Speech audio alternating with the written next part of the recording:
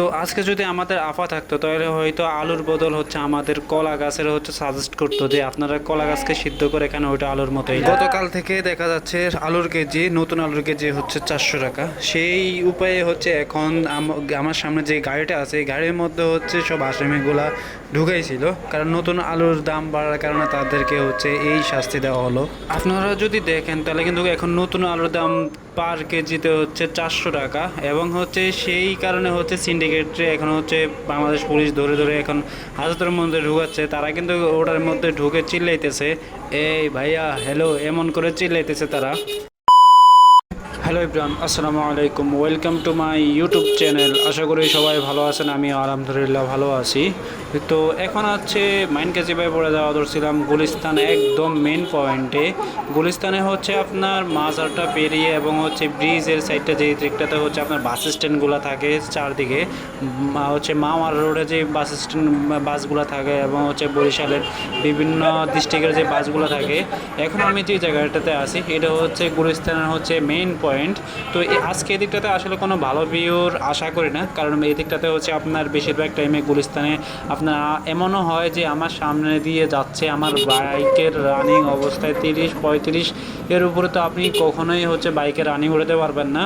আপনি এখন একটু রাস্তা হচ্ছে আপনি ফাঁকা পাবেন না, একটু পর পর জ্যাম পাবেন, হয় রিক্সাওয়ালা সামনে পড়বে, না হয় কোনো বাস দাঁড়ায় আছে।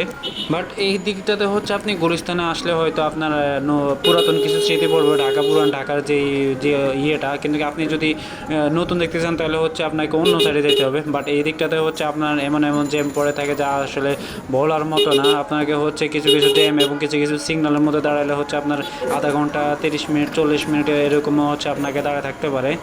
তো আরেকটা কাহিনী হলো যে এই দিকটাতে হচ্ছে আপনার বেশিরভাগ সময় আপনি রিক্সা এবং ভ্যানগুলো দেখতে পারেন, কারণ জায়গাগুলো এই গুলিস্তান এই এরিয়াটা হচ্ছে আপনার বেশিরভাগ সময় মালবাহী ভ্যানগুলো এই দিকটাতে চলাফেরা করে। এবং হচ্ছে এই গুলিস্তানটাই হচ্ছে একটা ব্যস্ত নগর, কারণ আপনি যদি এই টাইমটাতে যদি আপনি চকবাজার এই টাইমটা ওদিকটা যদি থাকেন তাহলে কিন্তু এগুলো সব গুলিস্তান এরিয়ার মধ্যে পড়ছে, গুলিস্তানের পাশে আশেপাশে পড়ছে। যদি বড় কোনো মার্কেট দেখতে চান তাহলে কিন্তু এগুলো হচ্ছে আপনার গুলিস্তানের আশেপাশে পড়ে থাকে। পাইকারি যেসব মার্কেটগুলো থাকে এগুলো হচ্ছে আপনার সব গুলিস্তানের আশেপাশে থাকে, এবং হচ্ছে কাভার ভ্যান ইত্যাদি ইত্যাদি এগুলো আপনাকে করে যে আপনি যদি মাল কিনেন তাহলে সেগুলো হচ্ছে আপনি সহজেই বের করার জন্য একমাত্র আপনার রিক্সা এবং ভ্যান নিয়ে বেরোতে হবে। এবং সিএনজি নিয়ে আপনি কখনোই বেরোতে পারবেন না, সিএনজি যদি যে রোড দিয়ে একবার ঢুকে ওই রোড দিয়ে আর কখনোই বেরোতে পারে না। আর এমনিতে হচ্ছে আপনার আমি যাব হচ্ছে সদরঘাট, গুলিস্তান থেকে বেরিয়ে মাজার থেকে বেরিয়ে যাচ্ছে এখন সদরঘাটের যে রোডটা আছে এই রোডটার মধ্যে আছে, যদিও এই রোডটা আপনার সবসময় ফাঁকা থাকে, তারপরে হচ্ছে চিকন মাইটা চলে যাওয়া লাগে। আর এমনিতে হচ্ছে আপনার যদি কোনো প্রবলেম হয় তাইলে কিন্তু আপনাকে হচ্ছে যেমন হচ্ছে বাইকের কোনো ফুয়েল টুয়েল নাই, আপনি কিন্তু আশেপাশে কোনো ফার্ম পাবেন না। আশেপাশে কোনো ফার্ম দেখি নাই। তো এইখানে হচ্ছে একটা সিগন্যাল আছে, বাট এটা সিগন্যাল আসলে দেয় নাই, কিন্তু আসার সময় আপনি হয়তো একটা সিগন্যালের মধ্যে পড়তে পারেন, কারণ এটা হচ্ছে আমার হাতের ডান দিকে একটা সিগন্যালে হয়তো পড়তে পারেন। আর এমনিতে আমার সামনে যে আছে অলরেডি কিন্তু ওইখানকার অবস্থা দেখতেছেন। আর এদিকটাতে হচ্ছে আমি পিছনে দেখে আসলাম যে এদিকে হচ্ছে আলু সিন্ডিকেট হচ্ছে যে এখন নতুন আলুর সিন্ডিকেট যেটা, সেটা হচ্ছে নতুন আলু আপনি আপনার ক্ষেত থেকে এবং হচ্ছে আপনার ফসল থেকে আপনি নতুন আলু উঠে আনতেছেন, সেই আলু মাত্র উঠতেছে। সামনে আগামী 2-1 মাসের মধ্যে হয়তো আলু উঠবে, কিন্তু আসলে আমি কখনো কৃষকের কাছে যাওয়া হয় না, তার জন্য আসলে ঠিকমতো বলতে পারতেছি না। সিন্ডিকেটটা আসলে দেখেন মাত্র আলোটা ঢুকতেছে, পুরাতন এখন কিছু অনেক আলো দেখতে পারবেন। আপনি যদি সদরঘাটে যেতে দিকে যান তো সদরঘাটে আপনি লঞ্চ ঘাটে গেলে দেখতে পারবেন ওইখানে আলু আর আলু এবং হচ্ছে সবজি, পেঁয়াজ টিয়াজ, রসুন এগুলো দেখতে পারবেন।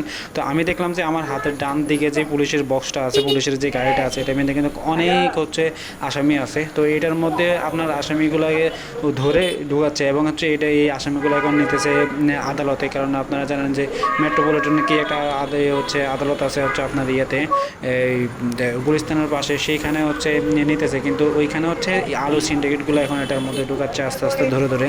আপনি যদি কারণ বাজারে যান, আপনার হচ্ছে আপনি যখন যাবেন তখন যদি কোনো প্রশাসন এবং হচ্ছে যৌথ বাহিনী অভিযান করে তখন দেখবেন আপনার সব মালের রেট একরকম, বাট আপনি যদি নিজে সিঙ্গেল কিনতে যান তাহলে দেখবেন হচ্ছে আপনার মালের রেট অন্যরকম।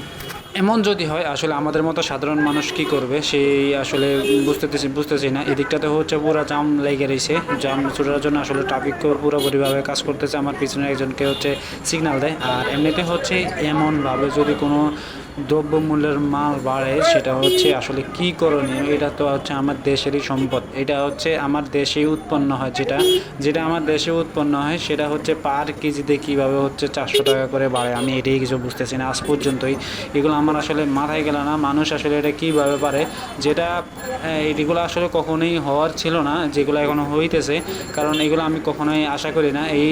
এইসব দ্রব্যমূল্যের হচ্ছে দাম যারা বাড়তেছে, যারা হচ্ছে দিন আনে দিন খাইতেছে, এবং হচ্ছে যে রিক্সাওয়ালা এবং হচ্ছে ভ্যান চালক যারা আছে, এবং হচ্ছে দিন আনে দিন খাইতেছে, দিন রোজগার, আসলে এইসব সিন্ডিকেটে আসলে খুব তাড়াতাড়ি হাতের মধ্যে আগালে আসা দরকার। কারণ এই যে অবস্থা বাজারের, কারণ মানুষ আলু না খেয়ে পরে হচ্ছে আমাদের কিছু নেত্রীর মতো হচ্ছে যে আলুর বদল হচ্ছে কলা গাছ নিয়ে খান, সেটা আসলে অনেক বেটার হবে, এমন এমন কিছু আসলে কথা আছে। কারণ এর আগে হচ্ছে সবজির বদলে অন্য কাঁঠাল দেখায়, সবজির বদলে এটা দেখায়, সবজির বদলে ওটা দেখায়। তো আমি এখন সাজেস্ট করবো যে আপনারা সবজির বদলে হচ্ছে আলুর বদলে হচ্ছে আপনাদের হচ্ছে এখন সাজেস্ট করা হলো যে কলা গাছ।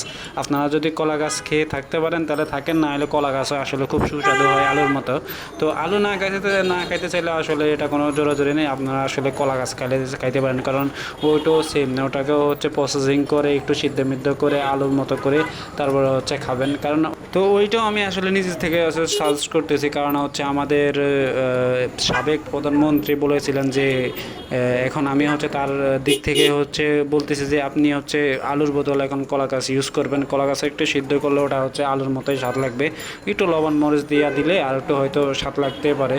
তো সেটা আসলে অনেকের দিক থেকে হইতে পারে। কারণ এখন যদি আমাদের আফা থাকতো তাহলে হয়তো একটু অন্যভাবে একটু আমাদের মানে বলতো যে এটা এইভাবে না এইভাবে। তো আসলে আলুর কথা বলে লাভ নেই, যেটা হচ্ছে সিন্ডিকেট সেটা হচ্ছে সিন্ডিকেট। এখন আমি আমার ভিডিওতে এগুলো বলে শুধু আমি মাইটের খাইতে চাই না ভাই, রাস্তাঘাটে একে একে বেরোয় আমার আসলে উপরে কোনো লোক নেই, মাইটের খাইলে পরে দেখবো আমি নাই হয়ে গেছি। তো আসলে অনেক জুম বেরোয় তারপরে এখন চলে যাচ্ছি হচ্ছে সদরঘাটের রোডে। কারণ এই দিকটাতে হচ্ছে আস্তে আস্তে আস্তে আস্তে আস্তে আমার বাইক চালাতে চালাতে এখন আমার কাছে নিজেই মনে হয় যে আমি একজন রিক্সাওয়ালা। আমার সামনের জন্য হচ্ছে আমার আগে যাইতেছে, এবং হচ্ছে 9, 10, 12, 15 স্পিডে আমি এর চেয়ে বেশি যেতে পারতেছি না। কারণ এই দিকটাতে হচ্ছে লেন তো পুরো চেঞ্জ, সামনের থেকে হয়তো একটু ফাঁকা পাইতে পারে, যদিও সদরঘাটে ঢোকার আগে দিয়ে হচ্ছে কিছুটা রাস্তা হচ্ছে আপনার ফাঁকা পাওয়া যায়। কিন্তু এই দিকটাতে হচ্ছে আপনার কিছু গাড়ি পার্কিং করার কারণে, প্রাইভেট কারগুলো পার্কিং করেন, এগুলো তো স্লো হওয়ার কারণে হচ্ছে পারমের মুরগের মতো এগুলো আস্তে আস্তে যায়। তো এগুলো আস্তে আস্তে যাওয়ার কারণে হচ্ছে এগুলো হচ্ছে এই দিকটাতে ঢুকে তারপরে হচ্ছে যে যারা হচ্ছে আদালতে এবং ব্লা মামলার জন্য যায়, ওরা হচ্ছে এই দিকটাতে গাড়িগুলো আসলে পার্কিং করে থাকে। তো যার কারণে হচ্ছে এই দিকটাতে ভালো একটা জ্যাম হয়। যেমন ওই আমার পিছনের সাইডে কিন্তু আমার সামনের সাইডটা কিন্তু দেখেন পূর্বে একটু জ্যাম একটু কম। তো অলরেডি হচ্ছে আমি জগন্নাথের সামনে চলে আসি, এবং জগন্নাথের সামনে যেই পার্কটা আছে ওই পার্কটা হচ্ছে আমার হাতের ডান দিকে। তো ডান দিকে হওয়ার কারণে হচ্ছে এদিকে আরেকটা কথা আছে যে আপনি যদি ফুয়েল শেষ হয় তাহলে কখনো হচ্ছে আপনি সদরঘাটে ঢুকে আমার হাতের বাম দিকে চলে যাবেন। হাতের বাম দিকে আমার বাসটা আছে না, বাসটার ওই পাশে কিন্তু একটা হচ্ছে তেল পাম্প আছে। ওই তেল পাম্প থেকে আপনি চাইলে তেলটা ইউজ করতে পারেন এবং নিতে পারেন। তো যতটুক আসলে দরকার ততটুক সামনে আরও জাম আছে। আজ পর্যন্ত এতটুকুই। সবাই ভালো থাকবেন, সুস্থ থাকবেন। আল্লাহ হাফেজ, আসসালামু আলাইকুম।